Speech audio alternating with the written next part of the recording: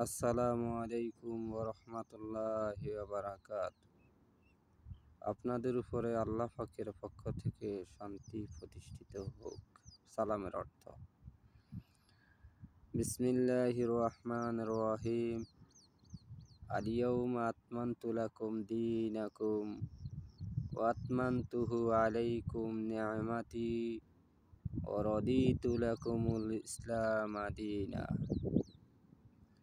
একটা ঘর নির্মাণ করতে যা কিছু প্রয়োজন সব কিছু ঘরের মালিকে যোগান দিয়ে থাকে। ঘরকে নির্মাণ করে, ঘরের উপরে টিন লাগা, সাইডে বেড়া লাগা ইত্যাদি যা কিছু আছে সব কিছু করার জন্য ঘরের মহাজন অত্যন্ত চেষ্টা করে।